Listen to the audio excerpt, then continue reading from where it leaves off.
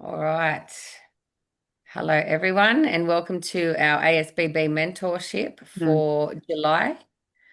Looking very forward to going back through. We're going to part two of Nicole talking about the new OH&S and everything surrounding that and the growth in the industry, where it's taking us, how important it is, all of that. So, this is an interactive session as well, so we'd love to see anyone that needs to talk. Please just put your hand up on the how you can on Zoom, or if you'd rather just message, please message. We'll be writing back as the session goes through. Yeah, we love it to be interactive. If you've got questions, please don't be afraid to let us know. Anything that you need clarification on, because obviously this is one of the most important parts of all of our jobs is the occupational health and safety. So over to you, Nicole. Thanks, Cal. It's pre-recorded. So if you've got Yeah. questions, just plonk it in the chat and we can go through it. So part two, looking at how we can assess risk. We know that the IICRC S520, which provides a technical document on how to properly remediate, it's become really clear all building biologists and mold testing technicians need to know the S520 inside out. If you haven't got a copy of it, really need to. You can't do this work without having a very good understanding of what that document says. As I mentioned, we've got two Australian standards and now a code of practice by Safe Work Australia. So things are shifting.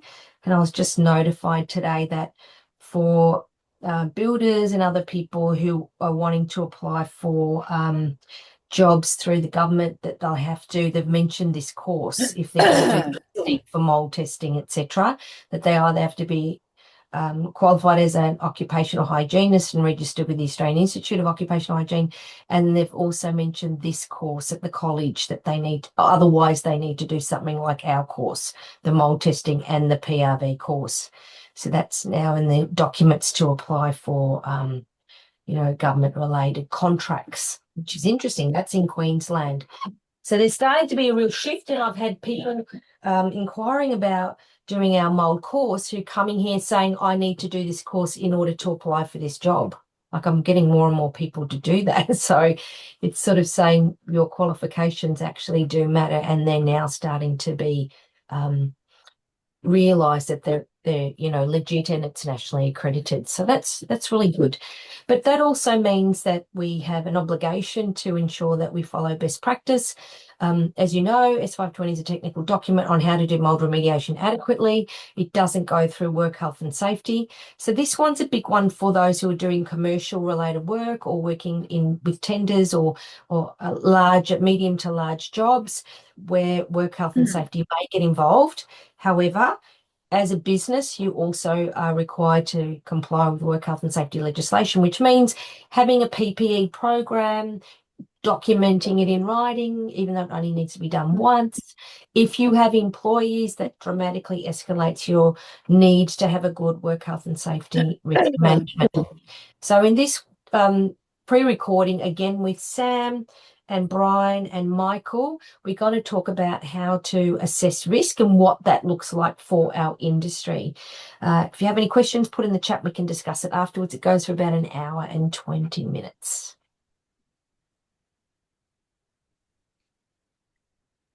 Okay, risk management. Get to the really good stuff of risk management, which we've already alluded to with bits and pieces. So let's bring it all together. If knowledge about a biological hazard is limited, you should take a precautionary approach to managing the risks until there is greater certainty. Now, when I first started in this industry, I tended to undersample based on the client's budget. Now, from doing a lot of sampling in pretty much every house I go into, I've realised there's so much that you cannot pick up on a visual inspection because it's hidden, and without the sampling data, you won't know. So this is an interesting statement, taking that into consideration. Risk management really determines the level of risk and measures that should be implemented to eliminate or minimise the risk. This is mandatory under the legislation. So firstly, the importance of identifying the hazard and as you mentioned, Michael, it's not just mold. You're talking about any chemicals you're using during the remediation process. You're talking about any hazards that exist on site, like asbestos or lead or silica, for example, are also important to be identified. Assessing the risk. So how likely is exposure going to occur? How severe? What's the outcome of the exposure? Who is at risk? So, for example, asbestos is present in hundreds of thousands of homes, but is it a risk for health problems? Well, in a lot of cases, it's not. If it's in good condition and it's not friable. So, assessing the risk becomes important. I really feel of all the things of the risk management that assessing risk is the one that we don't do very well in the industry. And I'm definitely going to drag your comments on this when we get to the assess the risk bit. Because to me, to assess the risk, we have to talk to the occupants, which is not always viable or available when you're doing insurance related work. So that becomes a bit tricky. Do you, when you're doing insurance work and you're not talking to clients to determine if they're vulnerable, just assume that there will be vulnerable participants? Like a house where eventually kids are going to move in, you are going to have the elderly, you are going to have people with chronic illness. Is that the benchmark we should be setting in this industry? And the last one, of course, is controlling the risk. So we'll go into the hierarchy of control and then monitoring and reviewing. So all of this is part of the risk management of working in the industry. So identifying the hazard is what could harm workers, occupants, and others. Biological. Does anyone want to comment on these issues? We mentioned chemical, physical, structural, and biological type of hazards that we may face with, I'll share a little anecdote that I have. There is sweeping of under the rug that can happen, that where you're engaged for a particular scope, for example. I was brought in on a job once upon a time. Rain ingress just impacted the entire property, 2 stories. And it goes to the assessment side of things as well. I noticed downstairs there was a particular area where there were particular characteristics. And if you are watching this on the video, watch Sam's face as I say this and see if he can pick it up. So there were lighter marks on the ceiling, burn marks on the ceiling, random spots. See his face. There was damage to the door that looked like someone had kicked and punched the door and destroyed it a little bit. Now, at that time, I put together that it was quite likely that there was some drug use in that particular area. And I wrote that in my report. I didn't sample for it because the characteristics were pretty clear cut to me to suggest that because my recommendations were to include stripping of the entire property that included that particular location, I thought it would be important to include that there is a potential chemical risk of methamphetamine or other drugs for that matter in the property. I was explicitly told in writing to remove that from my report because I was not engaged for that purpose. But I was engaged to assess the risk. So I did not remove it entirely, but I hid it in a paragraph at their request. I don't know if they know that I did that, but that I removed it where it wasn't so explicit. And that was really unfortunate, but they were not having a bar of it because they weren't going to release the document until I'd done that. And then no one would have an understanding of what was going on. So chemicals can be all sorts. When we have floods, we have petrochemicals that run across the road. We've got all sorts of stuff that we don't talk about as category 3 water. There's all sorts of weird and wonderfuls, and they're not just biological. We measure for biological as a marker to identify once the remediation has been complete, whether it's done a reasonable job. But there are all sorts of things that will be in all sorts of water. That's right. Yeah, floodwater picks up a lot. Sorry, Gavin. So there's a duty of care to outline the risks that you know about as a professional. It's like walking past something. Someone's walking up on a roof without edge protection, and if you know anything about edge protection, you do sort of hold a liability that if you don't make someone aware of that hazard that they're putting themselves into, and you don't say anything about it, you actually hold a liability as well. So yeah, leaving that in to say, hey, there might be some pretty average other things going on in this building. Um, you know, the people that are stripping the building out actually need to know that information.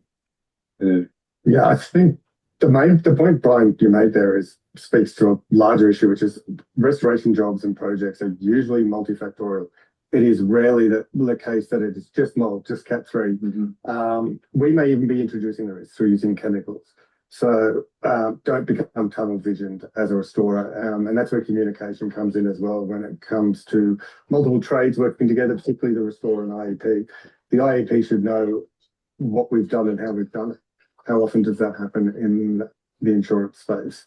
It's probably slowly getting better, but it's still bad communication. And it's also looking at the SDS of the chemicals that the guys are using. You know, recently we've been doing some work where there's some fireproofing paint being put on some structures and some concrete sealants put on the concrete to before they paint over the surface. And you have a look at some of these SDSs that people of the products that people are using, and they have carcinogens in them. And when there is a hazard outlined in the SDS, you have a liability to monitor to ensure that you are not exposing your workers to that and all the people, the occupants. So I've seen benzenes in some of these paints, and we're getting levels that making the PID machine go off, and these guys are leaving the building high as kites with their eyes watering, and it's you sort of go, no, this is not good. You're frying your brains essentially. So, I mean, this is really important because if remediators choose to use specific biocides and the person coming in after, both for their workers, they need the safety data sheets, but the IEP coming to do a PRV should know about what their risk is when they're coming in. Yes.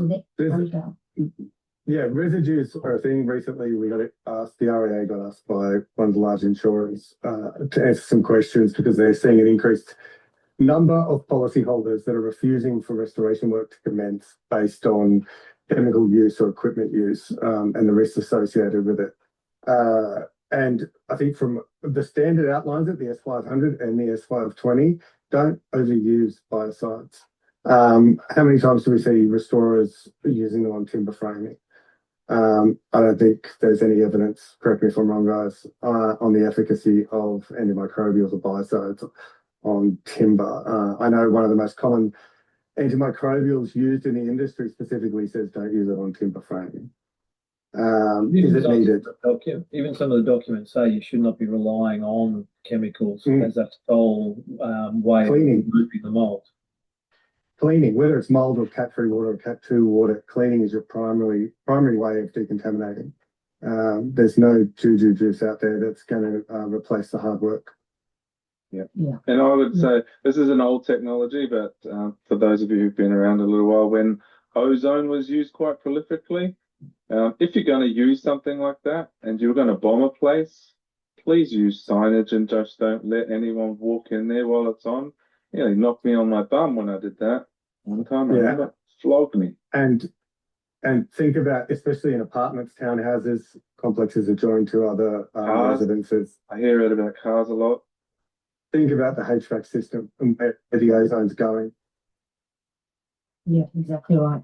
So here we've listed a whole lot of hazards we won't go into. We have mentioned a lot of these before. So having a look briefly at a case study, a restorer is called to a 1975 brick veneer home. Slow leak behind the shower has been present for at least 12 months.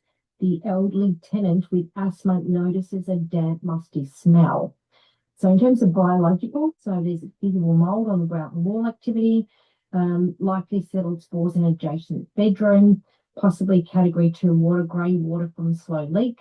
HVAC system has it spread the fungal particulate. Chemicals, the building, of course, in terms of hazard, is there asbestos present? Are biocides going to be used, which will require safety data sheet? Structural is a wet subfloor, potential for floor structural weakness. Bathroom confined space, ventilation may be required. The elderly asthmatic, occupant in the adjacent room has a higher risk. So taking into consideration his health.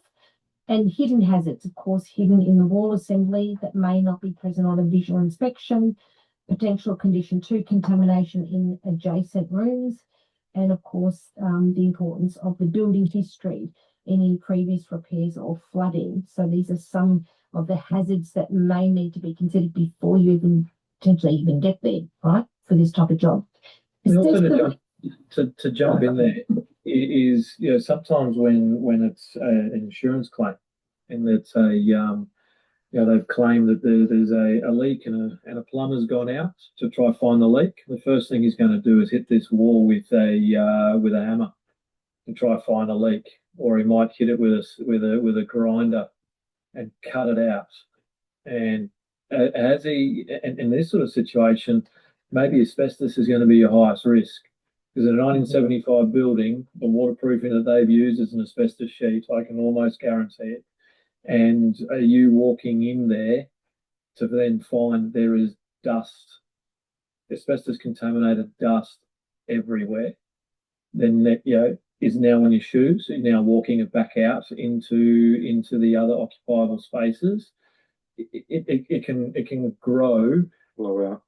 And certainly blow out very, very quickly, depending on some of these little tiny things that people don't consider. That has a plumber been in there, and it could have just been the apprentice that has gone, hey mate, just quickly go and sort out that leak down the road. And then the apprentice has just gone in there with a diamond blade on his angle grinder, and next minute, what's the biggest risk? Yes, so how would you assess that based on the age of the house, what you've seen on visual inspection? If you have any concerns, you should immediately stop and get someone to assess that. That's right. For asbestos. And quite often, it's a right old argument. Some asbestos assessors or some asbestos people aren't very good mold people, and some mold inspectors. But then some other IEPs are also not very good in the asbestos side of things. Those two worlds have joined very, very quickly in this sort of situation. So it is a case of, am I actually the right person to do the job here? Because there are other hazards at stake. Because what you don't want is to make a fool of yourself by fumbling your way through being a good IEP, but not necessarily good in the hazmat world. And then you've now created more of a problem for yourself, instead of just saying, hey, look, I know a lot about that mold. I don't know what that is over there for asbestos. I'm going to get out and I'll get someone more suitably qualified for that particular hazard. I think one thing you also said there was the highest risk. I thought that was an interesting point. Feel free to jump in on that one, because there are risks before there are risks. Do you know what I mean? Like, is the mold the highest risk at this point that we need to deal with that first, or are we dealing with, in this particular case, right, that we're talking about now, or situation, the asbestos is probably the primary one, right? It is above and beyond at that point right now the risk that we need to be addressing first. You've got two risks. You've got your health risks and you've got your liability risk. Cool. You've got your immediate health risk. What happens if you've now all of a sudden recontaminated somebody's house? That becomes a very big liability risk, and asbestos is a very, very easy subject to be sued on. So the point there is, especially because asbestos is legislated, that if you suspect that's an issue and the risk of exposure is high, then you need to stop and actually get someone to address that before you even consider doing your job. And it's more black and white, isn't it? It's either there or it's not. Where in the indoor air quality world, where some consultants call 500 spores per cubic metre an issue. Some might call 500,000 spores per cubic metre a non-issue. It becomes a little bit, opinion-based that way, where asbestos is very black and white. Is it asbestos? Is it not? Yes, no, yep. Yeah. So assessing risk, very important. And I think this is one area that we don't do very well in the industry that needs to be more information about. So risk establishes the likelihood of exposure and the severity of the consequence. just because the hazard is present doesn't mean you're going to be exposed. So assessing the risk becomes really important. And things you need to consider will be the likelihood of exposure. So for mold, the extent of the contamination can be obvious. This may be through the history, the visual inspection, moisture mapping or sampling data, localized versus multiple rooms versus whole building complex, category 3 in HVAC. The extent may be hidden, like mold in wall assemblies or in crawl spaces that may be impacting an occupied space or within structures or inside HVAC systems. The resuspension of fungal particulate by doing demolition, by doing cleaning, by lifting carpets, all that sort of stuff can resuspend high levels of fungal particulate just in the process of doing that. And the duration of exposure. So how long is that worker exposed?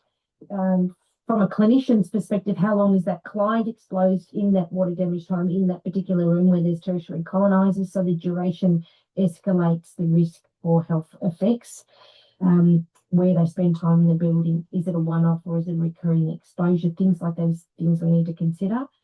The consequence of exposure and the health outcomes. Now, certainly medically, it's well documented that asthma, allergies, and respiratory tract infections are associated with water damaged buildings.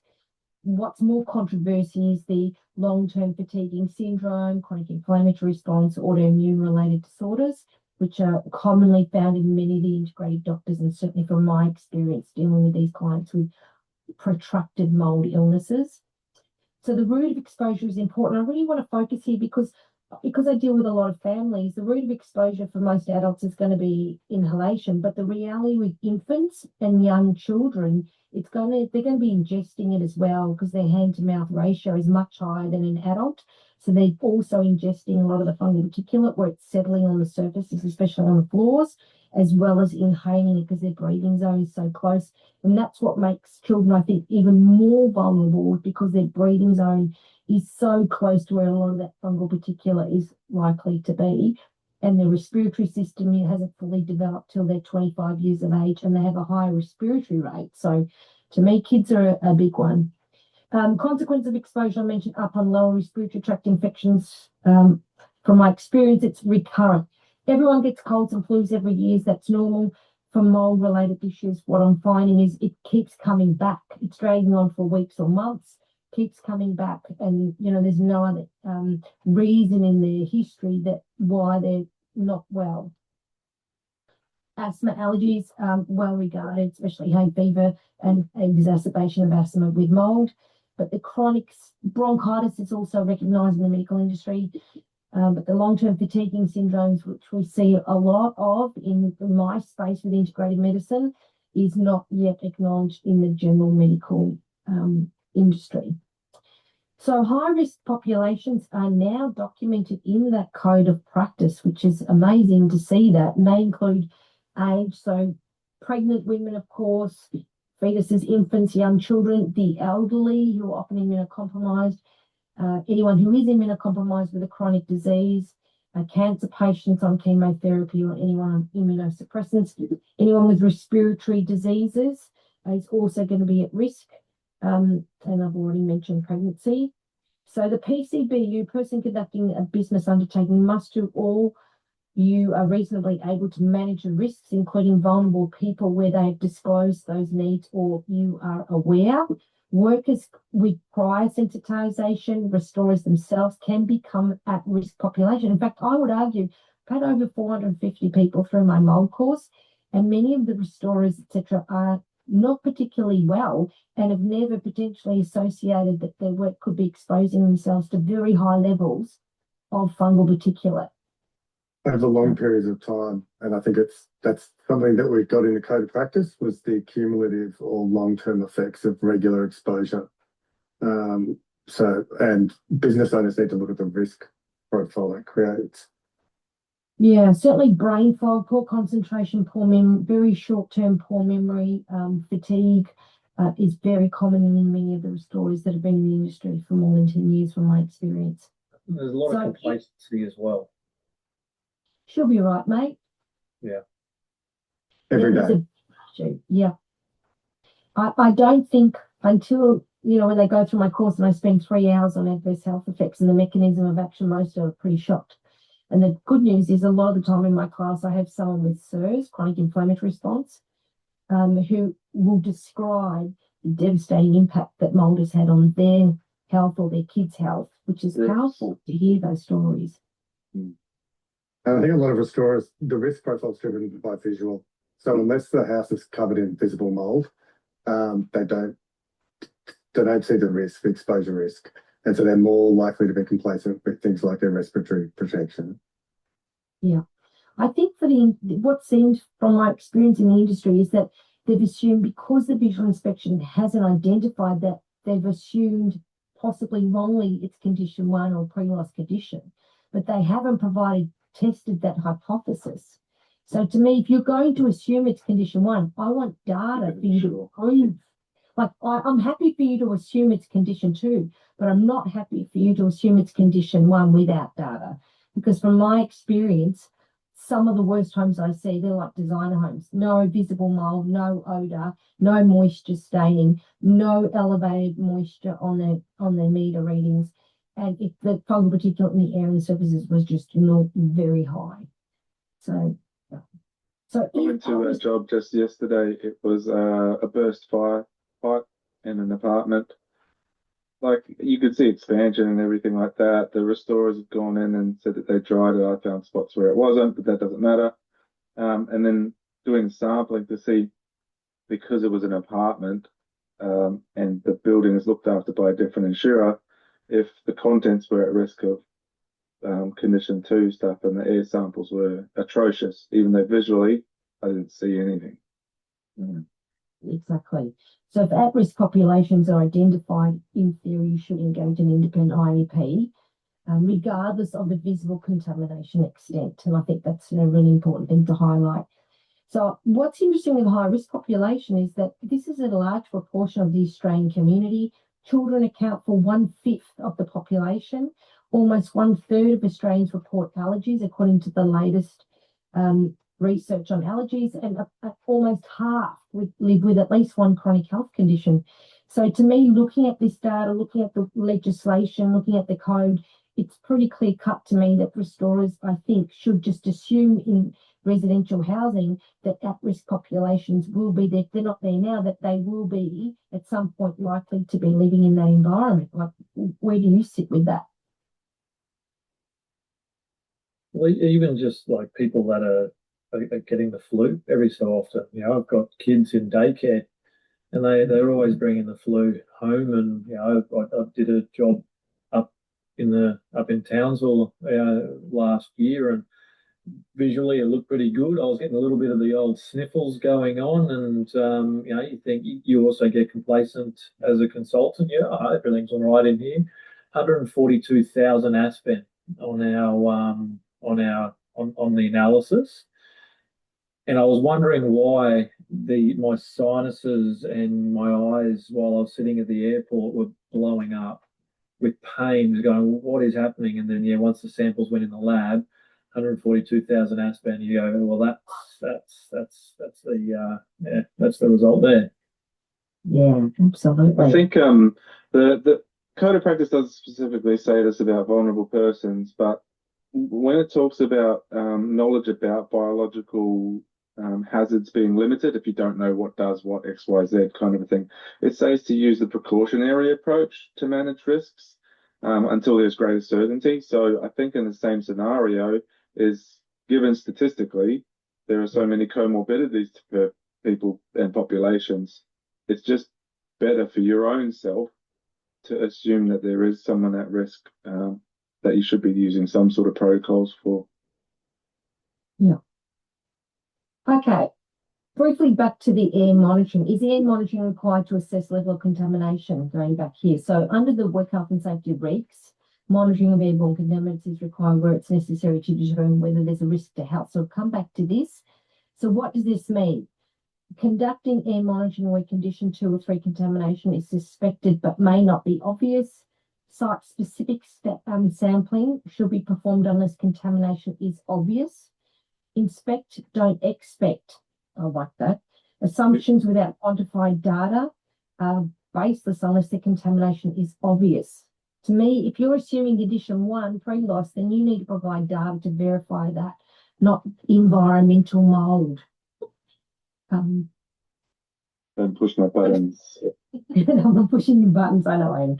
Controlled risks, so the hierarchy of control. Gee, I love this model. And, when I learned about this 30 years ago, my course at RMIT of health and safety, this is a fantastic model to be able to systematic approach to minimize risks. So we had eliminate, substitute, isolate, engineer, administer, or educate, and PPE. So this is from the most effective to the least effective. And of course, PPE is the least effective because you haven't addressed the hazard. And, unless it's fit tested, etc., it may not even be effective. So elimination is always going to be the first protocol. So I'm going to have a look at where in the hierarchy of control we can implement this in the restoration work.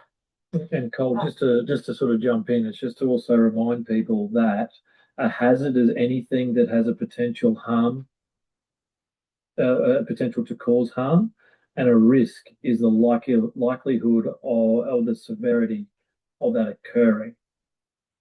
So it's understanding that those two things are different. So it's the hazard is something that could cause harm, and the risk is the likelihood of that causing the harm. And both of those need to be on the SWIMs. I should have said it earlier when we were talking about the safe work method statements, but that's something that's often not explicit on safe work method statements. You need to identify the hazard and identify the risk, the likelihood, as you said, Mike. Right.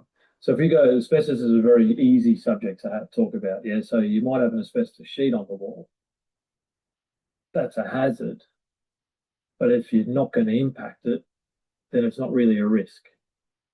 But if your works means that you are going to impact it, all right, now that's where the risk starts coming into it. Yeah, exactly. All right, so looking at the implementing the hierarchy of control for the restoration industry, elimination, of course, first priority in the S520 is to get to the cause, which is the source of moisture, whether it's liquid water, water vapor. Always address the source of moisture. Turn off the tap, as I say to the students. No point remediating until you know what caused the mold and to get to that source of the moisture. Because mold spores are everywhere, even in healthy homes. Doesn't mean it's a problem, doesn't mean there's a risk. But of course, if there's high levels of water damage molds and settled spores or microbial growth, we know that escalates. So physically removing condition 2 and 3 is important in the S520. That is the most important method for remediation. And this is the most important thing that we need to do as IEPs and remediators. Substitution, replacing unsalvageable porous items with new materials. Now, this is only broad because, of course, the S520 gives more prescriptive approach as to what remediators should discard and what they can remediate. And Sam, you and I have talked a bit about, a lot more could be remediated, but a lot of time it's discarded, which is, of course, costing insurance policy holders a lot more money. And that may be just lack of education, I think. And permission to respond. And we're overridden, it's particularly in the content space. Insurers, the occupant or the policyholder will simply want new things, new contents, and something that is quite easily, and we're not talking necessarily complex remediation, something that's quite easy to remediate or restore will end up being replaced regardless of the value, simply because the policyholder complains enough or stamps their feet. And this is where, as restorers, we start just writing everything off. We get overridden so many times that we just start creating contents inventories where everything's non-restored, or the majority is.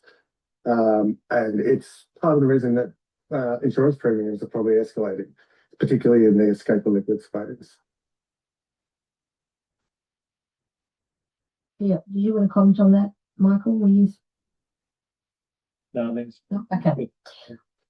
Isolation. This, I think, is massive for the restoration industry. Like the amount of times when I take a history previously as a clinician, where clients have lived in the house for most of their life or 20 years, but only got sick 5 years ago, and lo and behold, they had a bathroom renovation where it's been stripped to frame and there's cross-contamination. Like this is such a common issue I found when I started to get into the detail of the history and the timing when people started to go downhill in terms of their health. Isolation, like we're going to talk about when is containment necessary, because I think to me, most homes are going to have condition 1, 2, and 3 throughout. Doesn't necessarily mean it's a risk. Bit of condition 3 here and there, and mold in the grout shower. Everybody's got that, right? Doesn't mean it's a problem necessarily. But the remediators setting up containment to me is really important insurance for them to protect themselves from someone like me coming in and testing the whole house and finding a whole lot of issues that's probably not under an insurable claim, right? But if it's under containment, then it restricts, I think there's a lot of benefit with remediators actually setting up containment apart from preventing cross-contamination. Where do you sit with that, Sam?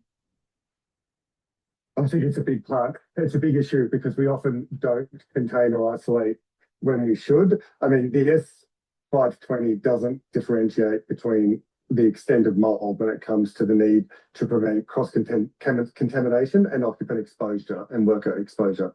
So we've spoken about, how do we, with testing and sampling and other measures, identifying that risk and proving your hypothesis as it is. But if there's mold, you're most likely you're going to be setting up some sort of isolation or containment. When you go to the environmental versus claim related, it can become very complex. You can have some very obvious environmental. We're going to say it's obvious, Brian, just so that there's no arguments. For the sake of this example, We'll vote that. You and me both. Environmental mold in this part of the house, let's say insurable mold in this part, and we isolate and negative pressurize that insurable part, but the exhaust of that AFD causing that negative pressure is creating air movement over the environmental part.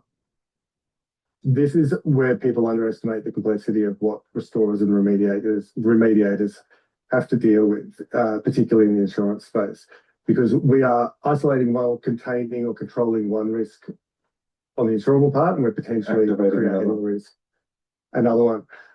And it's not just mold. There are many other hazards in a house, including simply the way people live in the housekeeping, especially if they've got pets. And this is something we've seen where just aerosolizing pet dander and things related to insects, etc., can cause issues for people. So again, the risks are multifactorial. Isolation is almost, again, if you're unsure, do it. That would be the base answer to that. And remember that the standards specify the need for containment and negative pressure and things like that, but that relates to controlling the spread of contamination and exposure to contamination. So keep those two sort of foundational underlying parts in mind when you're thinking about whether you need to set up polycontainment or negative pressure. Yeah. Engineering, obviously there's a lot involved in restoration in terms of negative pressure, AFDs, HEPA vacuuming, wet cleaning, all of those sort of things are a really important part. And I think the S520 and the S500 go into that quite well. Administration, look, this is to me such an important part of prevention. Like there's not a lot on prevention. When we know water vapor issues there's a lot the occupants can do to prevent an exacerbation or amplification of mold or causing mold outright because they can't be bothered putting the exhaust fan on in the shower. Now we've got, condensation related issues. But they also imply restoration for signage, training, work sequencing, decontamination protocols, etc. is important. And of course, that needs to be documented under the legislation. And of course, PPE being the least effective, but really important because, the very act of cleaning, you're going to dramatically escalate your exposure to high levels of fungal particulate. And of course, this PPE program needs to be tight, which we'll go into briefly. Can we pause? Can we just circle back just there for a second? I think I'd like to ask Michael, when it comes to the engineering controls and the vacuums and their quality, and also the quality of the air filtration device, instead of it being a plastic unsealed rubbish box that comes straight out of some backyard 3D printed. True. No, I didn't say that. You did. We got to remember that there's lots of questions in that one question, or lots of statements in that one question. I think the to start with the vacuum cleaners, a vacuum cleaner isn't just a vacuum cleaner. There is an Australian standard for the selection of vacuum cleaners, just like there is an Australian standard for the selection of RPE. They're actually very, very similar in their own way. The vacuum cleaners have an efficiency rating. Not all HEPA vacuum cleaners are HEPA. It's the whole construction of the vacuum cleaner will determine what classification of HEPA it is. Now, it might be a high efficiency particle air filter, but how much particle is actually still passing through the cracks and crevices and the seals of the vacuum cleaner. So you've got L class, M class, and H class are your three main hazardous style HEPAs, not your Dyson handheld stick thing you get from the good guys. It says HEPA. I realise that, Brian, but not big. That big, by the way. That's right. That's right. And so it's understanding that, and this is where it goes back to there's no exposure standard for mold. In my mind, because there's no exposure standard for mold, you should be going down to your highest hierarchy of control and getting the best possible vacuum cleaner you can. Because what you don't want to be doing is sucking up all the mold spores and then blowing it down the back end of the vacuum cleaner. So that's where your H-class vacuum cleaners are most important. And that's where, just to real quickly touch back onto what the code of practice then says. Again, I already said it, but if there's what knowledge of the biological hazard is limited, so you're talking about exposure risk, right? You go on the precautionary approach. That's right. But just also remember, remediators aren't just remediating mold, they're vacuuming up concrete dust. That concrete dust contains silica. Yeah. That silica has an exposure standard of 0.05. And in the selection of vacuum cleaners, it says if you have an exposure standard of A, you pick B style vacuum cleaner. If you've got an exposure standard of Z, you pick D style vacuum cleaner. So the vacuum cleaners that you pick should actually be rated to the level of material that's still getting pumped out the back end, because there's inefficiencies with everything we have. Sorry, Sam. Yeah. No, you're right. At the S520 now, it says with HEPA air filtration devices, where it specifies that air should not be able to bypass the HEPA filter, which is what we see with all of the vacuums out there. They claim to be HEPA filtered, but there is air being able to bypass those filters. And with AFDs and air filtration devices, can you prove that it was operating at that efficiency, regardless of where it comes from? Can you demonstrate that it was operating at the HEPA efficiency, which is also why the standard specifies that where possible, it should be exhausted to the outside. That's probably something that a lot of people don't know in the S520. And, basically, the China content, everything's made in China, just some have different quality controls. But even with some of the stuff that we've had, walking to a job when it's been sitting there waiting for a PRV or for somebody to make their mind up in the insurance space, and the exhaust grate on the AFD has dust on it, that shouldn't happen. It should be filtering out at a minimum dust. And understanding how HEPA filtration works, it's not just a net, and understanding what that percentage means and what the efficacy is at the HEPA percentage. There's a lot that restorers, especially those new to the industry, probably don't know or understand about it. Read the standard, read it again, and then probably read it 5 more times, cover to cover, and do your own research. Sorry, Sam.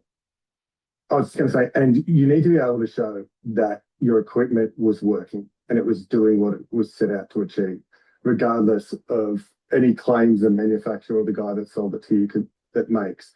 Having a H-class vacuum will help do that, as opposed to a pack vacuum that says it's a micron and with a HEPA filter. That's right, and it also looks at the Australian standard for vacuum cleaners also talks about maintenance programs of the vacuum. Does it mention DOP?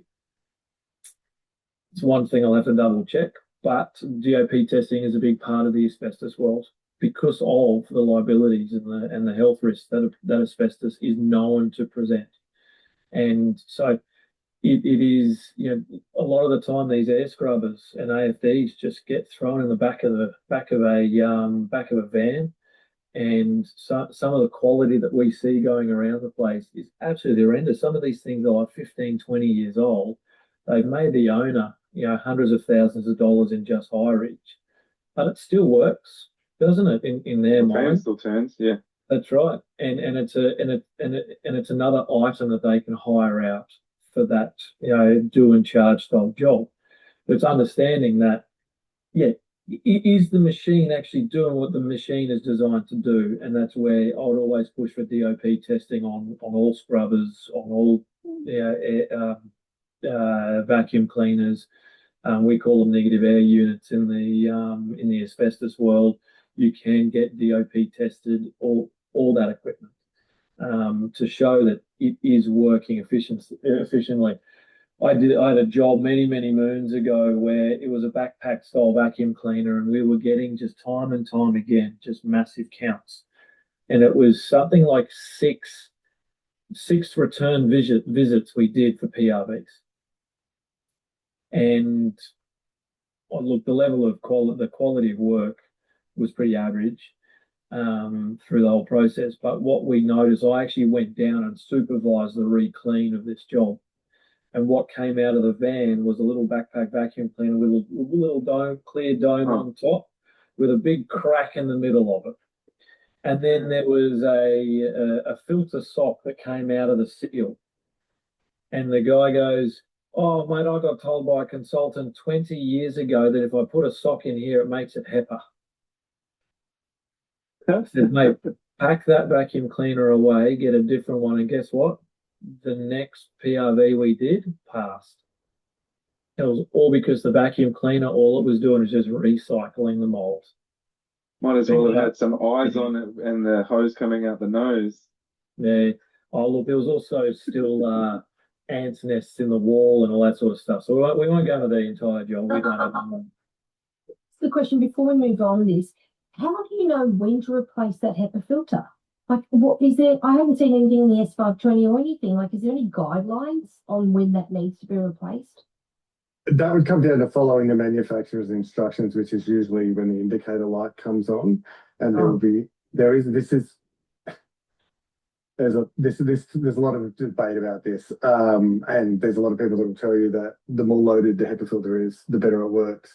It does, yes. Yes, it does. But when you're transporting it, bumping it, disturbing it, even if you've got that cover on, is that cover providing you the protection that it's supposed to? Is the filter bouncing around in there? How sealed is it when you're transporting it, basically, inside and on the cover? Given the options we've got to buy out there now, and not many restorers are using negative air machines as such, like they're doing it in the asbestos space where they're rated. So we have our own policies and procedures on that. And this is where I think Michael just said before, like, you've charged that machine out and made hundreds of thousands of dollars on it. There's a lot that goes into that we're not paid for. Decontaminating the equipment is one of them. Filters often is one of them, replacement filters. Transportation, storage.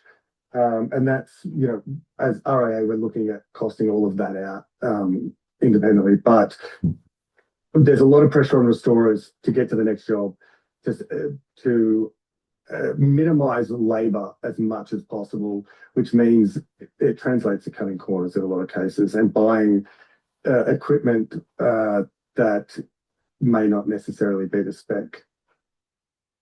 The use. Yeah. Well, that was an interesting discussion. Expect that. I'm going to go to one more thing on PPE, sorry, because it's part of what we submitted to the code of practice. I'll be quick. It is over relied on because it's drummed into us as restorers. So when we choose to wear it, when we know there's a hazard, and we will rely on PPE without considering the other controls required for the cross-contamination and the occupant exposure. We forget that we're not just protecting ourselves. And so over-relied on doesn't mean overused. It needs to be used more, but it is the last in the hierarchy of controls. And as you said, the least effective. There is more on a restoration project than protecting yourself. I think that's the biggest really word that's important. missing out, and that's the biggest word that's missing out of this whole thing is effective. Effective engineering, effective as administrative, and effective PPE or RPE. And Yeah. there's a lot of guys that are throwing a mask on with a beard that's 25 years old, and they just trim it down when it starts getting down below their collar, and it's not effective. Everything needs to, whatever you do needs to be effective and meaningful. Yeah, it's like using the wrong poly, the wrong thickness. There's tape that will easily detach in a small period of time. Yep. For containment. You have to also there's I suppose a duty of care to anticipate what's going to happen on that site when you're not there. When it comes to the engineering controls, administratively educate the homeowner, make them aware of the implications of breaching that containment, turning the machines off because they don't like the noise. Are you aware? Should you be aware? Should you expect that other trades are going to be there, and have you made an effort to let them know that they have to treat that containment in a certain way? There's a lot to consider, basically. And is it effective? Is it going to stand the test of time? Is it going to withstand heat and the pressure differential as well? There's a lot of work to do, because a lot of what you're indicating is not actually going on in the majority of restoration-related work.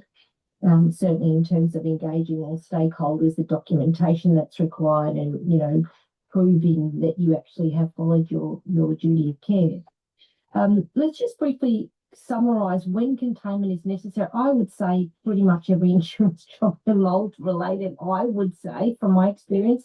I'm not going to go into any detail, but definitely condition 2 or 3 contamination if it is present and or suspected. Category 2 or 3 water, where occupant health concerns have been raised, where hidden contamination is suspected, or if the area is more than 1 square metre of visible mold according to Health Canada and US EPA. Does anyone want to comment on that? Would they agree with that, or is there anything else that's been missed in this when containment should be considered? I think we go back to be overly cautious. If you're unsure, or just put it up. There's one advantage that comes from having your team constantly erect containment. They get better at it and quicker at it, and it becomes less of a burden. A lot of the failures we see are because they're only doing it on big jobs or bad jobs. Make them do it on every job. They'll get very good at it and become very efficient. Yeah. We're not going to go into the details of containment that's in the S520. So decontamination zones, when this is required to ensure workers have an appropriate place to shower and change after possible contamination. This is in the code. Decontamination zones contain work area, exit, direct or into decon chambers. Sam, do you want to go into this? When do you think a decontamination zone is required? Every time containment is set up, or only on certain jobs? What do you say? Is there a possibility of you tracking contamination outside of that contained remediation zone? Are you able to exit the remediation zone and doff your PPE, clean, transport waste equipment that's been in that contamination zone, clean that equipment? Are you able to do what you need to do without transferring contamination to an unaffected area, simply by having the area isolated through containment and engineering controls? If not, you're going to need a decontamination zone. That's a good point. I think, unlike asbestos, for example, you can track biological residuals externally. You cannot do that with asbestos, for example. So for that, you do need its own enclosures and protections for that. Whereas for biological, if you can, like Sam said, exit to a location where you can doff or don or even clean whatever you got to clean beforehand, then you may have to do that inside the premises if you are. That would be the truest way to go about it. The concepts are the same, though, isn't it? They are. In the way of making sure that you're not bringing the contamination from one zone to another, and walking outside of an enclosure or a containment or whatever the terminology you want to use, and then pulling the suit down around your waist and using the arms and tie it up into a little ball, and then have lunch and sit on sit on a bin that's upside down or a bucket that's upside down, and then put it back on again, and because you want to save $6. And then go in. Well, yeah, you're fighting a losing battle then as well. Yeah. All right, air filtration. We sort of spoke a bit about this, and I think you made some really important points here. I don't want to go into any more detail. People can read that in here. In terms of the HEPA vacuuming, you mentioned H glass being very important, source capture, etc. I mean, administration controls, really important part of the restoration. We've mentioned signage, rotating shifts, fit for purpose PPE, engaging all stakeholders. This is the educational side of the restoration process.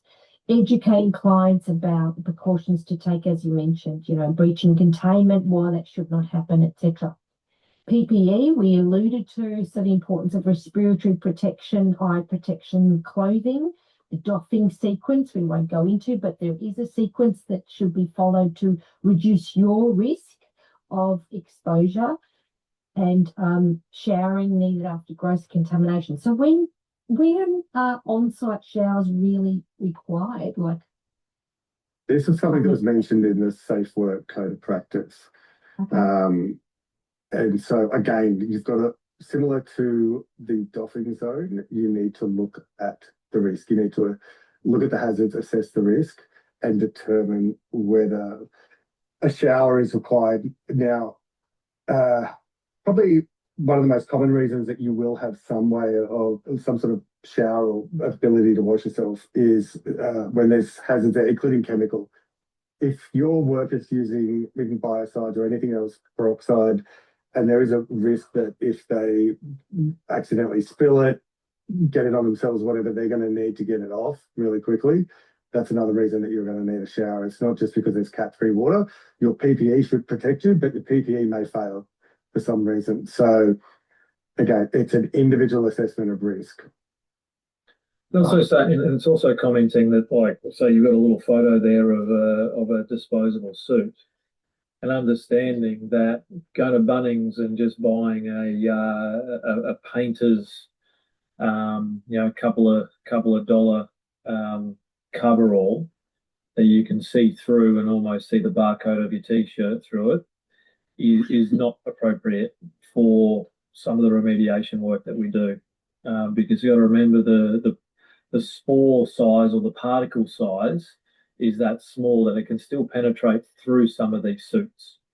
And having a cheap Bunnings or something you just get from the hardware store is going to go through that suit, and it's going to go on your clothing on the other side. So it's almost useless having that type of suit. So again, it's effective PPE, making sure that your disposable equipment or your disposable gear is appropriate. So type 5, type 6 for asbestos. I know there's sometimes the non-breathables for some of the other chemical ones. And then looking at the risk that the PPE creates, like heat stress and fatigue. Yeah. It's ignored. We don't get it. We get questioned all the time on the hours, say, in the scope where that kind of level of PPE is required, because the workers can't continuously work, especially if it's the middle of summer in Rockhampton. And it's a water damaged building, so it's already humid and hot. Yep. Yeah. So you mentioned here heat stress, dehydration, pressure injuries, skin irritation, reduced dexterity, claustrophobia. What the code of practice says you may need to do is work rest cycles. So that'd be part of the administration side of things, job rotation, ready access to water, supervision, regular check-ins, acclimatisation for new workers, pre-shift check, including verbal heat stress checks, removing workers from exposure if there's any signs of any symptoms developing. Yeah. So there is provision in the code of practice that you need to address this. Respiratory protection, very, very important. Of course, this is the major route of exposure, and the respiratory protective program should include fit testing on first use and checked annually, fit checking every time that it is used on the job. Training programs should be documented, when to use it, how to don on and off, how to store it, how to maintain it, how to dispose of, and that needs to be in writing. Accounting for, as mentioned, buying facial hair and fit failures. Documentation of fit test dates and results, equipment and training. Ensure fit testing obviously complies with the appropriate Australian standards. And of course, when to consider something more effective like a PAPR for category 3 or extensive mold contamination, where, certainly these full face respirators, you get these fog, they're not comfortable after half an hour or so. I'd imagine a lot of the remediators are probably going with air purified full face respirators because they're a lot more comfortable with air coming in. Like, is that the norm in the industry, or what have you found? I wouldn't say it's the norm. They've definitely become easier to use. You don't necessarily, you can get ones now where the battery and the cartridge sits on the back of your head. You don't have to have a hose run down to a belt. I'd say at the moment, any proper respiratory protection is a massive bonus, because we see too many times that people not wearing it, or they've got their P2 dust mask from Bunnings on. But we're not there yet. That's probably what I would say with It respiratory also protection. helps with the heat stress part of it too. It does give you that airflow, like air conditioning for the head, essentially. But if it's not fitted properly, I still hear people talk about the PAPRs and being uncomfortable and getting in the way and sort of whatever. Fit them properly. And to select them properly. Yeah. You got to select them properly before you fit them properly. If it's uncomfortable, like, these things are designed to sit on your face for 8 hours a day. That's what they should be. If you can't do that because you're getting pressure sores, you're getting bruising, it's uncomfortable, you've just selected the wrong bit of gear. We see a lot in the hazmat world where some of these guys are in inflatable enclosures for 10 hours a day, and they'll shower out, have lunch, then they go back in. So you select the right PPE, and you're right, Sam. The restoration world has a long way to go when it comes to selecting, maintaining, and fit testing their RPE. I've had many conversations with people around that. It's only in the positive.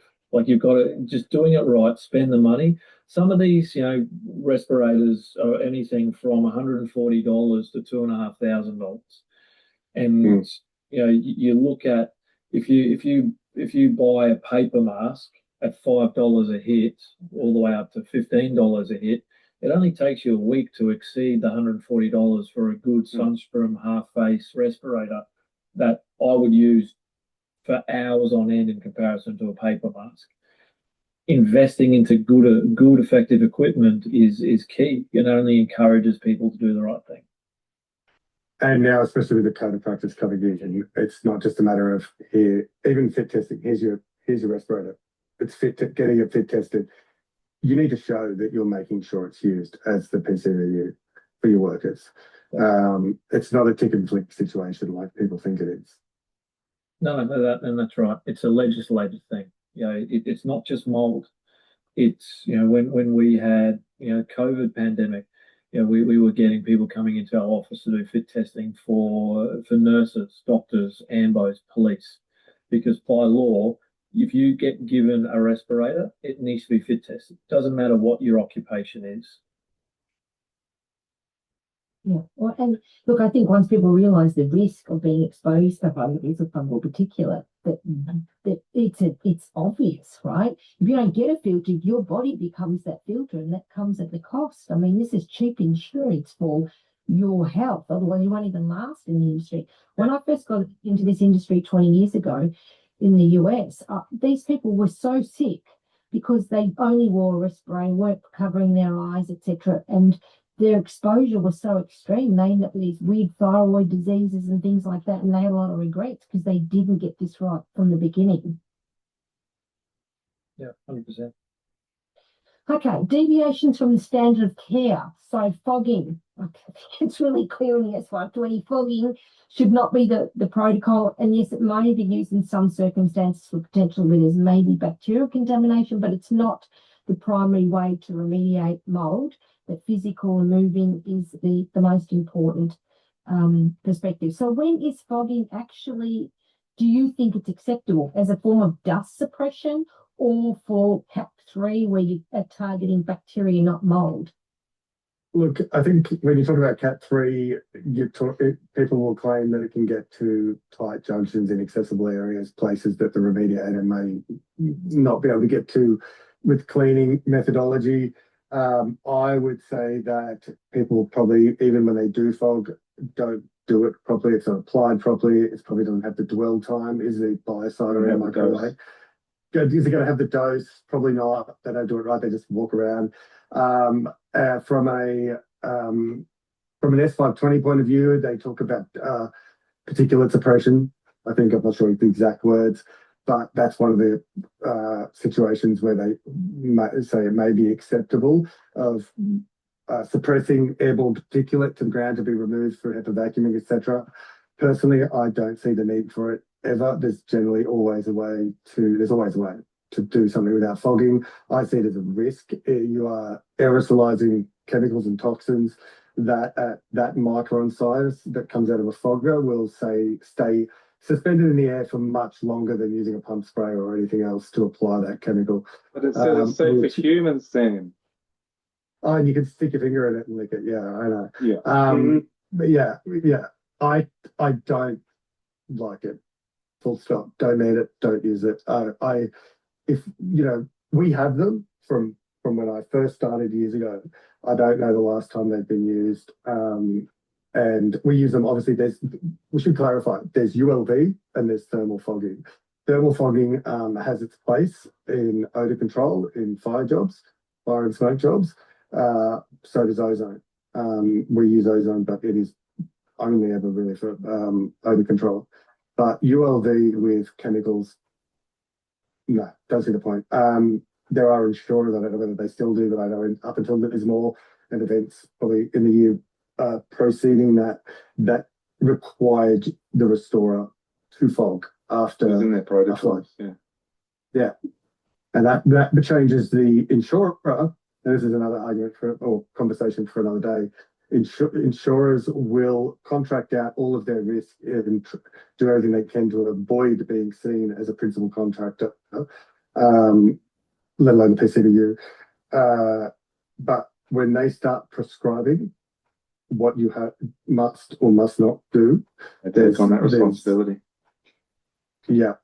And when you push back and suddenly stop getting work, whether it's the insurer or the insurer's builder that you're working for, you've got to make some tough decisions as a restorer.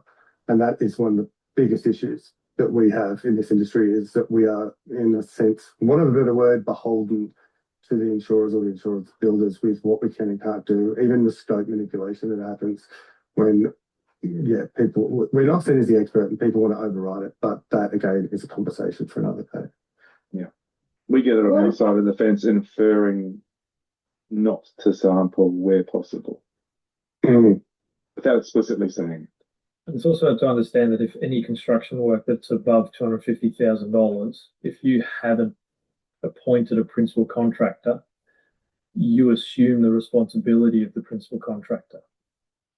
So that's the, if you're nowadays, as cost of everything's gone up, that threshold doesn't look like much anymore. That's right. That's a strip out of a house and reline a house, isn't it? After a flood, that's easy. $200,000, $250,000. So, the argument of who is the principal contractor, who takes the ultimate liability of risk on the building, and if the insurers haven't officially signed over the principal contractor role, well, that's the insurers in my mind. And the insurers often make both sides of the supply chain if there is to the principal contractor. So there may be a contents restorer on the job that is contractually the principal contractor for the insurer, and there's a builder on the same job who is also the principal contractor under their contract with the insurer. That's right. So Yeah, just remember, very it's $250,000 for building works. Mm. Yeah, it gets very messy when there's two principal contractors on a job and they don't communicate. Yeah. Can I just go back for a tip? With regards to the HEPA sandwiching, when you're spraying, what are you spraying on those cloths before you're physically wiping it? Because that's is a biocide acceptable then, as opposed to just fogging one? Like, is it normal to put a biocide on the microfiber mop head before you actually use it in HEPA sandwiching, or is it just detergent or what? What you're doing is trying to increase the efficacy essentially of the microfiber. A damp microfiber cloth will essentially do the same thing. A lot of restorers will see adding, or the IEP has mentioned it in their recommendation in their report, HEPA vacuum, wet wipe with microfiber and an appropriate antimicrobial. There's also the surfactant factor that comes with. I was going to say, what's more important, and what makes cleaning work are the surfactants and or wetting agents, and they are separate. So the antimicrobial in the mold space, the aim isn't to kill it, but what are you using it for? As a third, fourth line of defense, like if we, we're not cleaning to zero either. And is the antimicrobial in the way you're using it and the dose you're using it actually going to have any impact on any fungus? So, I think a detergent or something cleaning agent with surfactants and wetting agents applied on the microfiber is probably more effective at source removal or removing the mold than an antimicrobial.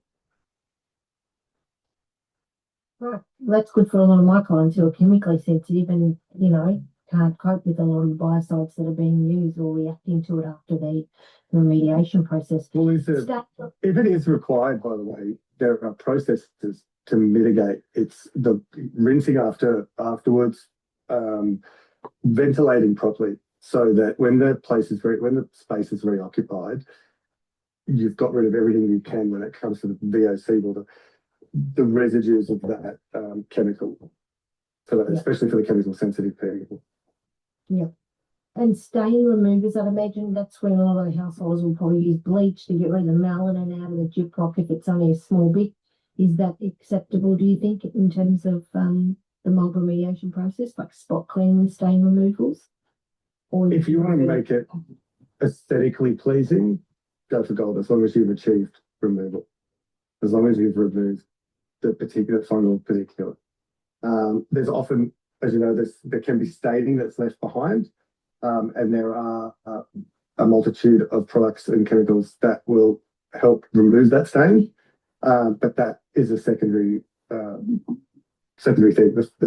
We have to focus on removal of the mold first. Stain removal secondary. Yeah. Okay, just the last of the deviations of standard care, reoccupying before the PRV is complete. So that is something that obviously should not happen, that, conducting a post-remediation evaluation by the remediator or PRV by the IEP is what should be undertaken. Did anyone want to comment on that? Well, a lot of restorers aren't. Yeah, it is common sense. And often, I would say in these cases, it's the occupant pushing to get back in, and the insurer allowing it if it's an insurance claim. And I think to point out on the PRE front that if you read the standards, we are required to evaluate our own work, whether there's PRV or not. And the PRV, what it does as well is it reduces the liability of all the stakeholders prior. So that's also a consideration. That's it's not just also a risk thing, but it's also a liability. Closing of a book. Yeah. Well, from the restorer's point of view, it shows the other side, if that's the case, that you've done what you can to verify that you've done your job. Yeah. We mentioned relying on PP alone without engineering controls is definitely don't want to be doing that. That it's not just the workers at risk, but also the occupants in the house, other stakeholders, PCBUs, etc. So, thinking about the importance of what we've already mentioned in terms of engineering controls, etc. So, the last part of the risk management, monitor and review. Testing is an important part of risk management to assess and monitor the risk. If the IEP conducting the assessment or PRV is not independent from the remediator, they should disclose this in writing to the client that they're deviating from the standard according to the S520. We mentioned PRV, post-remediation evaluation, is what the remediator does and should do to verify and ongoing doing that during the remediation process to assess the effectiveness of what they've done. Obviously, that includes, making sure there's no visible mold, the debris is not there, and any moisture issues have been addressed, as opposed to the post-remediation verification, where the IEP is involved, where the scope is uncertain, when health issues are reported, when there are disputes between parties or high-risk projects, or where independent verification is needed. So an IEP isn't always required, as we've mentioned in the past, but under certain circumstances, it's definitely encouraged and, highly indicated in the S520. Acceptance criteria for a PRV, I think most of us can agree here. It's got to be free from mold, dirt, dust, debris. It has to be dry. No malodor, and sampling results should be within agreed criteria. And there's a whole new discussion on what does that criteria look like. I think, as we know, there's no legally enforceable. Well, the agreed criteria that the standard's talking about there is between the remediator and the IEP. So it speaks to the lack of communication that often occurs on an insurance claim. But when there's an IEP that is going to or is engaged for a PRV, prior to the remediator essentially starting the project, they should have agreed with the IEP on what the clearance or verification criteria consists of. That includes all of the things you listed, and if sampling is going to be completed, what the IEP is expecting to see in the results. Yeah. Because otherwise, with all that grey area that exists around what's acceptable and what's not in air sampling, surface sampling, it's a lot easier. It's not great when the IEP and the remediator have agreed on what those results should look like. Otherwise, as restorers, we don't know when we're going to pass and when we're going to fail, because as Michael pointed out, one person may say 500's too many total score count, and they may just go on the inside versus outside, and someone else will say that 20,000's acceptable. So it eliminates the problem that we have with the grey space around what is and isn't acceptable. Just agree with the IEP. If there's issues beyond that, with what that's separate. But when it comes to passing the PRV, we need to be able to communicate between ourselves and the IEP. Yeah.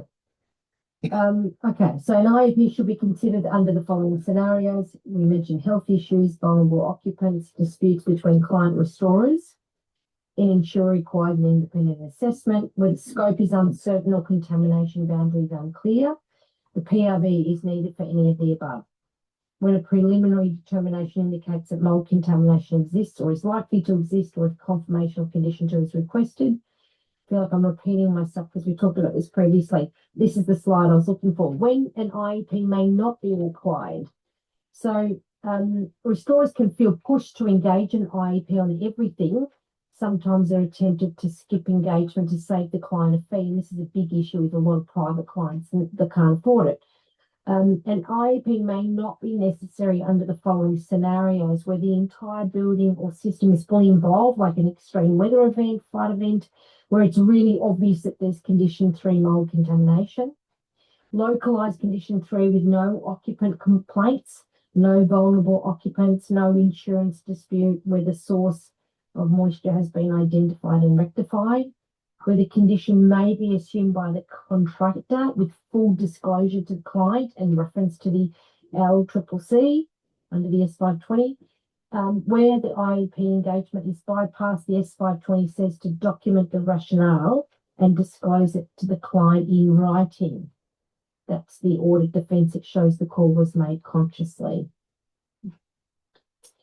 What to test? So look, this is really getting into more specifics, which I'm not going to go into, but you can read this in their own time. Again, given condition 2, we can't see it. Sampling may be warranted. Containment integrity, what to test. So we're not going to go into detail. We mentioned negative pressure containment, sampling to establish condition 2, sampling for bacteria where category 3 is suspected, and of course hazards. If hazards like asbestos and lead are found, to stop and then engage a specialist is really important. If the job changes, the risk plan changes, which means that you've got to rewrite the scope. Testing considerations: to assess risk, you should attempt to reflect worst case scenario. This means not engaging in practices that result in false negatives.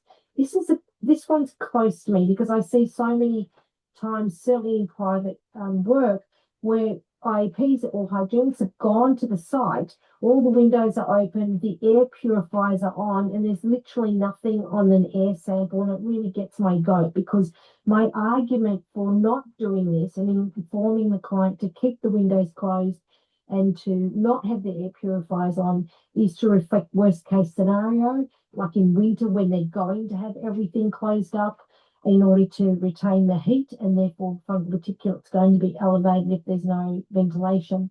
And this is why we recommend air purifiers to fix a lot of the problems, of course, because it significantly reduces the airborne fungal particulates. So to me, I think to assess risk, this is really important part of a hygienist or IEP, is actually not creating false negatives by not encouraging the client to do these things prior to conducting the job. Outdoor spore counts are unreliable, and of course a lot of the industry is relying just on outdoor spore counts versus indoors. This is completely not acceptable. Outdoor spore counts are so influenced by season, weather, time of day, microclimate.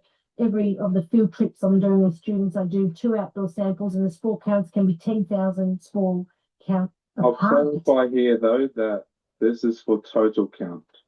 Total count, sorry, total spore counts. The total count is unreliable as a control. However, the profile, I would argue, does have a role. Composition, Yes. composition of the sample results. Yeah. Yes, which is in this bit here. So sorry, thanks for clarifying that. Total spore counts, yep. So interpretation of the lab results should take into consideration the rank order of the, I think the outside is important, but not so much for the total spore count, which is highly influenced by other factors, but because of the rank order. So even when I'm doing 2 outdoor spore counts, the rank order is always the same from my experience. Spore counts are all, total spore counts are all over the place, but the rank order is often the same. Comparing that to the indoor-outdoor ratios, and of course the presence of water damage molds, especially Aspergillus penicillium, which seems to be the most important indicator, water damage mold that we find typically in damp environments. Hyphae, total spore counts, comparing similar rooms, also important, debris loading. So, I mean, there's a whole lecture we could do just on that, but I think we need to move away from just a total spore count for the outdoors as the main control, because that is definitely not reliable, and we need to get into more detail in how we interpret those lab results. Anyone want to comment on that before we move on? Nail on the head. Yep. And of course, more importantly, you don't just go and sample and do nothing else. It means nothing. You've got to do that building history. You've got to do a thorough inspection. You've got to assess for moisture and moisture-laying materials. And you have to have your hypothesis. They test your hypothesis, exactly right. Yeah. All right. So finishing off this section, documentation. Very important. The hazards, the controls, the scope of work, the monitoring logs, the air monitoring records in your reports, whether the PRE or PRV, any deviation, and training fit test records, certainly with the PPE. In terms of the recommendations under the work health and safety regulations, the air monitoring results, well, this is interesting because it was mainly related to hazardous substances, right?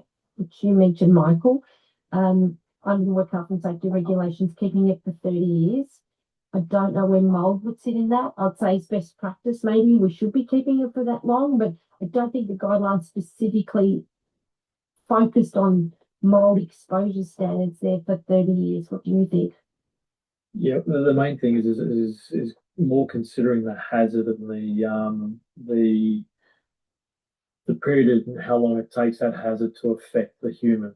Yeah. So a lot of the time where right. you've got silica, Asbestos. yes, asbestos can take 30, between 15 and 30 years. Silica might be 10 to 15 years. Yeah. So it's just more looking at what is the potential exposure. So like mold may affect you in a couple of minutes versus a couple of years type thing if you're in a very high mold level. So yes, just more looking at what is the hazard to determine how long you need to keep it for. Okay, that makes sense. Fit testing records retained for the duration of the employment plus 5 years. I'm sure most stores are not aware of that. HEPA filter change logs and equipment maintenance records should be done during the work process. Notifiable incidents from the date of incident notification. 7+ years general job records. Seek legal advice on limitation periods in your state. 7 years as a minimum. Safety data sheets and chemical registers under the work health and safety regulations. Is important that is documented and kept in, and of course your workers are educated. That's it. And then we went into the next section. So that what we just showed is really looking at a lot of it's what the remediator needs to provide and partly what an IEP should provide. So yeah, it's actually quite detailed, but you can see that there's some few things that we can sharpen up how we actually do our work. And as you can see from that, it is becoming the PRV course is a lot more geared to what does the remediator need to do. So I'm finalising the mould remediation updates, and I'll be giving it to all the students who've done the PRV course, including my current and past students, to take into consideration what the scope of works looks like, what the remediation work plan for a remediator looks like, and to make sure that our new PRV templates and pre-remediation templates comply. By talking a lot with the industry and going, okay, we need to start working together. So what is this actually going to look like to be compliant in a court scenario? So there's a lot of great stuff happening in the industry. There is a bit, now that you're aware of it, can be a bit daunting, just getting an awareness of the legislation. But the main thing is a lot of this will be falling on the remediator. As I said, a lot of what was talked about is what the remediator needs to do. You don't need to know the specifics in terms of, how to set up containment, all that stuff is the remediator's job. So essentially the IEP will say what needs to be done, and the remediator needs to focus on how that's going to get done. So the specifics about setting up containment, far more about the specifics about how they're going to remove mold. So yeah, so it's exciting because there's a lot more provision now.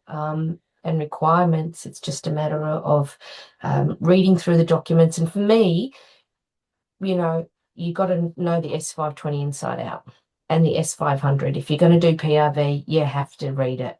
You've got to know what it's saying. And I'd say, as Sam said in there, read it again, and then read it another 2 times.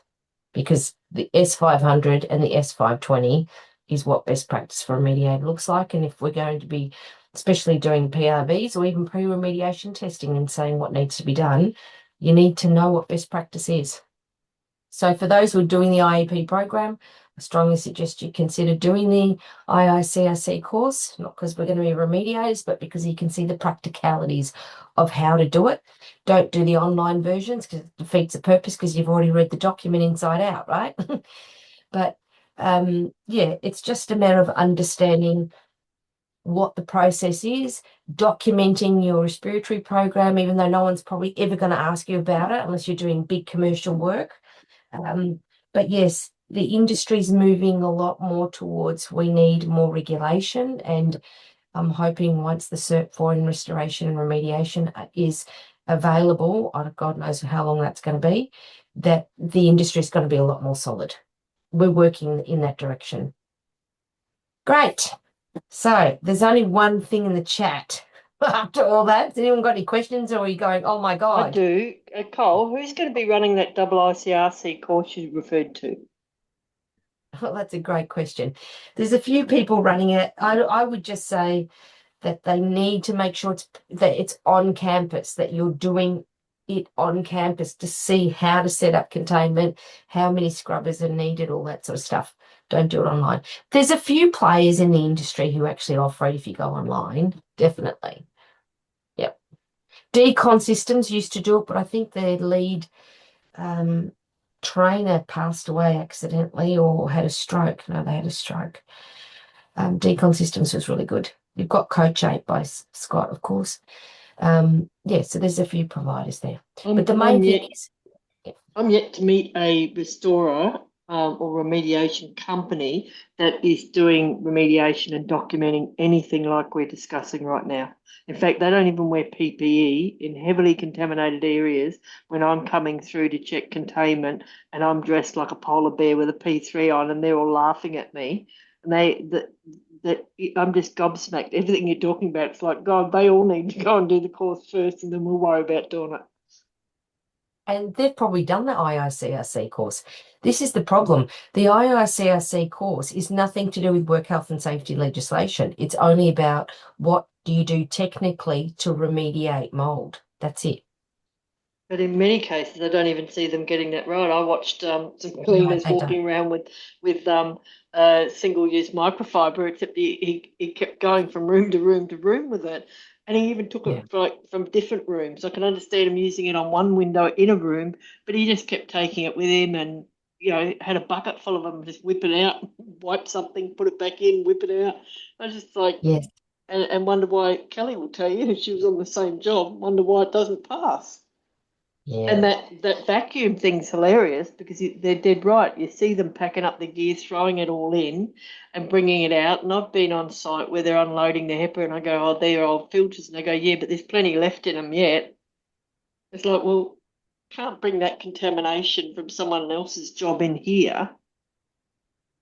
Yeah. You could see from Sam, so Sam's high up in the Restoration Industry Association, RIA Institute, and his frustration of the fact that the industry is not regulated and many people are really not following best practice. If they're doing the IICRC, of course, they're not even following the S520, which is why we need to know it, because just saying you're qualified doesn't actually mean you know it, let alone implementing it.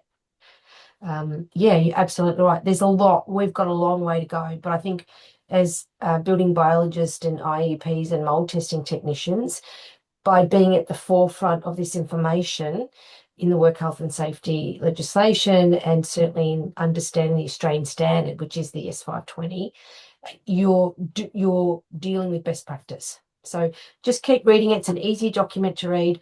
I think you should get the Australian standard because then you can quote the page numbers and it's far more relevant in a court scenario for that. I think we need to get to terms with the fact that many of your reports are going to end up in VCAT and NCAT, whether you know it or not. So, making sure we've got appropriate disclaimers, that what we're writing. I think it's really important, to be honest, that if you're doing this work as a building biologist, you've got to ask the client, is this an insurance related claim? And if it is, I'd refer them on to someone who's done the PRV course, who's willing to take it on, because insurance is a different beast. What I've trained you to do, a whole house is the hardest thing to do. But if it's insurance and you start understanding that providing documents of all the mold in the house, when it's an insurance job, it's going to be rejected instantly. And this has been the big issue in our industry, is that, we're doing the whole house, but insurance, it's nothing like that. You've got to, what's insurable? And that's part of your assessment too, going, okay, for an insurable event, understanding a policy, of course, which we do in the PRV course, and going through, okay, these are the issues here. You're seeing tertiary colonizers. That's not a recent water event. So understanding and differentiating between what would pass or go through a tribunal for insurance is very different to opening up the whole house to testing. It's understanding the differentiation. So if you're going to take on a client who wants to do insurance, you need to know that information. Otherwise, they're paying all that money for you to do it. And the chances that your report's going to be rejected because you're not understanding the insurance process, you don't understand what the policy is actually saying, and the report you're giving them has got a much greater chance of being rejected because it doesn't follow what we call the protocol. So I think that's important. Yeah. Oh, I had a question that's slightly off, but it is about Safe Work Australia document. I gather on page 26 and 27, which you don't have to flip to it or anything, it talks about uh, the PCBU being the fact that a residential building is often an undertaking or a business, or even potentially the person who's tenanted in there could be running a business or working from home. Is that the angle they're coming in at? No. So PCBU is person conducting a business undertaking. As soon as someone comes into your house, that is a PCBU because they're employed either by the insurance company or remediation company or you as the IEP is coming in being paid for a service. It becomes a workplace. So homes are workplaces. And this is a thing a lot of people you may not have even thought about. You know, the fact that you've hired someone like a tradie to come in, that now becomes a workplace for that tradie. So a person conducting business undertaking, that's you. That's what you do when you go into people's homes. You're a PCBU. But does it also stretch? Because I'm about to give a talk to the Real Estate Institute of the NT in 2 days' time. My understanding from what I read was that these real estate agents are conducting a business. It is their business to operate your property. And they're the first line. They're the people who are meant to be reporting, and they're under effective control of the building, even at arm's length. That's my understanding of the act that I Well, read. they're employed by the landlord to undertake a business undertaking. Yes, Yes, yeah, and I that's would how it say that. falls. Yeah, well, that's what I read it thoroughly, and I've actually put it in my presentation. But I know I'm going to run into a few people who don't want to hear about mold because it's not a thing. It's a thing that you just blame the tenant for. But my presentation is based on the fact that they are in fact businesses, as in the agents are operating a business using that property, and them just telling the tenant that it's their problem, they have to clean it is not the case anymore under Safe Work Australia. Yeah, so it'd be really important for them to be upskilled and educated on, even if it's a short course that building biologists provide for that industry on, the fact, and I think the big one for me that I constantly stress in courses, because most of the builders and remediators, certainly the builders coming in, completely cannot understand the fact that some of the worst moldy homes I see, I can't see or smell it. A visual inspection is unreliable. It's important, and there's important markers, visible mold, odor, all that stuff, but you don't not have to see it for it to be a problem. And that's the biggest thing most people can't get their head around when they first get into this industry. I didn't understand it until I started sampling the crap out of every house. No. So absolutely. And as I said, I think as IEPs, if you assume it's condition one, give me data to prove it. Do not assume. Do not assume on a visual inspection that you didn't see much, you didn't smell anything. It's not. Gone are those days. That existed in the past when we started the industry. It doesn't exist anymore. And if you're not doing that, you're not doing your duty of care or following best practice at all. You can assume it's contaminated. I'm fine for you not to sample. If you assume it's already contaminated, fine. But if you assume it's condition one without data to support it, I would argue that.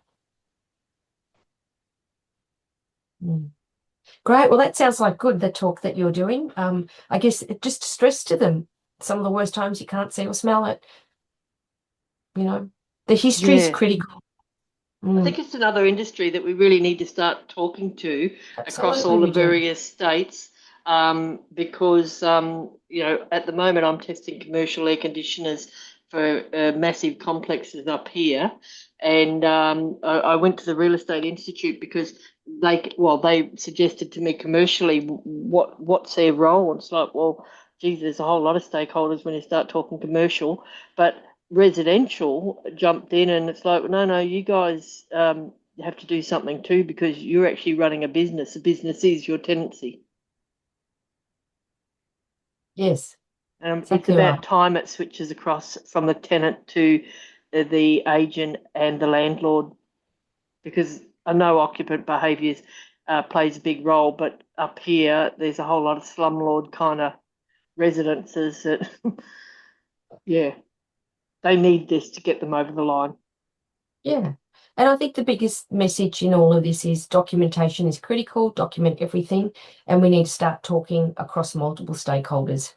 We need to start actually talking. The IEP, we need to start working with the remediator and having a much better relationship to work together to get a better outcome. Because in the end, ultimately, the biggest problem I see is we are all paying for this with our insurance premiums, all of us.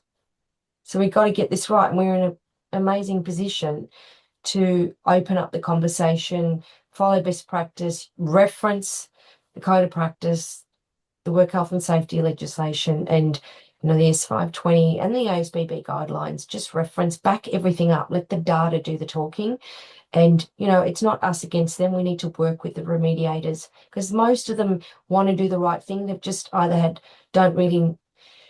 aren't following best practice, or for whatever reasons, there's restrictions, there's challenges, what we call the LCCC. So yes, it's we're in an amazing place at the moment. We're at a tipping point, I feel, in this industry. Yeah. And I'm seeing a lot more builders come through the mold course, which is great. A lot more. I haven't seen this amount of builders come through before. Oh, that acronym you just used, LCCC, what does it actually stand for? So limitations, complexities, conflicts. It's in the S520. It'll talk about the LCCCs.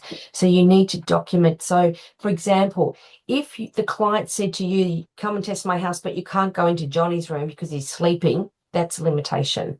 Or you're not allowed to cut into the wall to do a wall cavity sample because you put holes in the wall. That's a limitation. You have to document that in your report.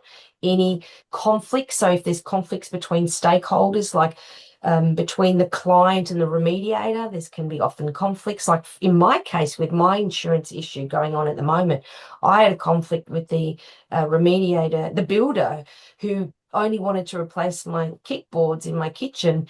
And I said, there's a pocket of saturation between my kitchen cabinet and the wall, and I'll give you proof with my moisture meter that it's elevated and there'll be mold there. And when I provided that and quoted the S500 pocket of saturation, the insurer had to go with it, right? Because the builder doesn't understand mold. For some reason, the builder comes for the insurance first instead of the mold remediator. And now there's time lagging, and now we've gone from a water event to now a mold problem. Like, there's so much that needs to be done in that industry. Yeah, I've got Yeah, so exactly the LCCC is same in this thing. one.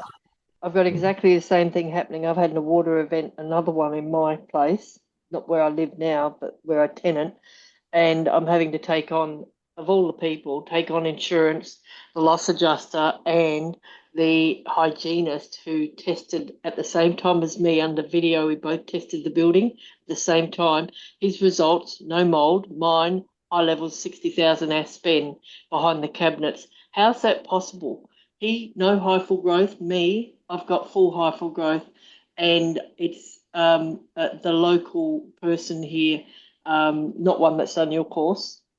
So I'm taking on someone who calls himself the senior hygienist, over whether there's mold in my building. It's like, how can these two things occur in the same space? He swabbed the Well hole, I done. swabbed the hole. He gets no result, I get 60,000. Wow. I mean, there's so many anomalies in our industry because, of course, it's one thing to take all the data and get the proper evidence to support and test a hypothesis. It's another thing to then send it to labs. We can't do split samples, of course. I did that once in one field trip about 4 years ago in Sydney. I had a building construction barrister in the course. He wanted to know more about the whole mold scenario. So we did double sets of mold samples, air samples next to each other at the same time, and then sent them to two different labs. The spore counts were completely different, but the rank order was the same. And they did indicate that where there were problems in the house, even though the spore counts were completely different, where it was elevated, they they were consistent in their ability to identify problematic areas. So that was good, but it just said to him, oh my God, this is not. I said, well, it's not like lead or asbestos. This is a living organism here. There are so many issues in terms Variables, of yeah. that chain of custody and variables, sorry, chain of custody. And the labs, there's another conversation, right? Like, how are they analyzing? Are they doing 20% of the slide, 100% of the slide? Like, this is just like, wow. I just sent to IECL. I did 2 swabs of 2 air cons, both. So I did two swabs of both the air cons and sent them in to IECL 1 day apart. I changed the address on the second lot so they didn't know they were sampling the exact same swab of the exact same spot on the aircon. And they gave me 2 different results. So then I said to them, okay, it's the same aircon, same day, same everything. One has no hyphal growth and the other one has hyphal growth. How's that possible? And he sent me the biggest bullshit story that I read. And I went, yeah, okay, so the moon screen, what about the hyphal fragments? He couldn't answer. He suggested that I might have rolled the swab just a smidge more with one finger Mm. on both air cons. What are the chances of that, Cole? It makes me wonder about labs. I've already had Eurofins tell me I had Stachybotrys in a clean room home that I live in, which anyone who knows my place knows there's no Stacky in here. And then you've got, and then they took it back and said, oh, our bad, and gave me $1,500 worth of testing for nothing. And then you get ICL who didn't realise that they'd just tested the same swab twice, 2 times over 2 aircons, so 4 swabs all up, and gave me completely opposite results and genres, right? And both of the first ones had no hyphal growth, and both the second ones did had full hyphal growth out of the same aircon, exactly the same 1 centimetre spot. Go figure. It really makes it throw, you know what I mean, when you do those things, because who bother spending $700 for nothing? Yeah, so this is why. So the first rule of thumb is who, when you're testing a building, pre and post testing, use the same lab. So at least it'll be consistent with the same lab, hopefully same technician. But you've just opened up a can of worms that needs to be addressed in the industry, and I don't know where to start. Except first, it should be NATA accredited, and secondly, it should follow the ASTM standard as a minimum for analysing, air and tape lifts. They have to follow some form of standard because NATA doesn't actually provide any prescription on how to analyze mold results. That's where the ASTM American standard does. So as a minimum, they should have both of those credentials. And yeah, you're right. And then you've What happens got, if they only have the ASTM? Because the lab up here that I'm about to fight, he's got his own labs, and he says, "Well, I follow the ASTMI, but he's not NATA accredited." And I even pre-warned him. I hope you're sending that swab to. It's my place. I hope you're sending it to Eurofins or somewhere NATA accredited. And he didn't. He's assessed it himself, and on top of that, took air samples. He says to me, "You didn't take any air samples." I said, "Why would I? The whole building was open prior to us attending. Why would I even waste my time taking an outdoor sample? There's no point."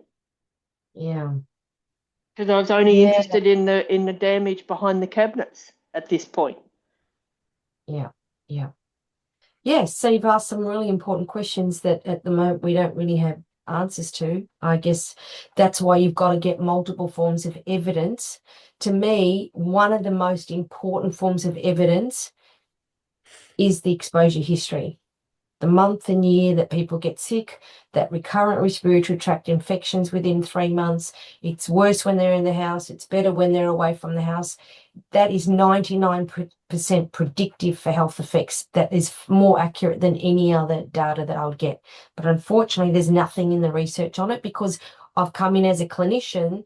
I'm looking for those patterns and algorithms, but restorers don't even ask clients if they're at risk, which they're required to do in the code of practice. So this is why that exposure history becomes important. So gathering multiple forms of evidence, there has to be moisture. Without moisture, there's no problems.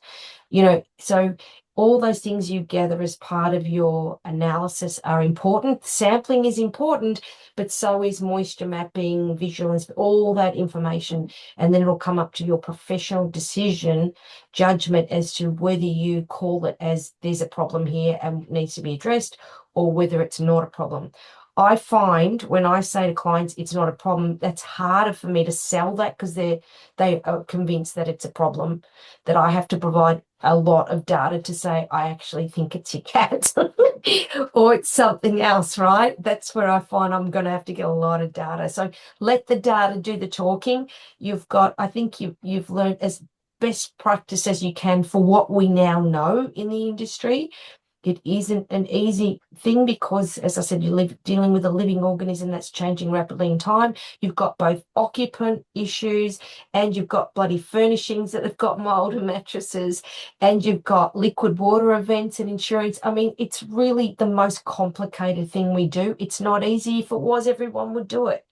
But there are a lot of issues that we need to address, and I think this lecture just showed that we've got a long way to go. But I really feel confident in our industry that we're already doing a lot of this really well, especially at-risk populations, having the ASBB guidelines for those populations and gathering multiple forms of evidence to build up your case and test your hypothesis. So well done and kudos to all you guys. Cool. Exactly. Thank you so much. That was awesome. Do we have any other questions before we finish? That was a long one. Everyone remember to get their CPD points recorded for this one. Did we Yes, have any CPD ones. questions? No? Okay. All right. Awesome. Next mentorship is Tuesday, the 11th of August at the same time, 8 o'clock, and looking forward to seeing you all there. Thanks, Cole. That was very informative and interesting. Opening up more cans of worms. Thank you. Yes, Yeah, cool. welcome. Thank you. Thanks, guys. See ya. Bye. Good night. Sweet dreams.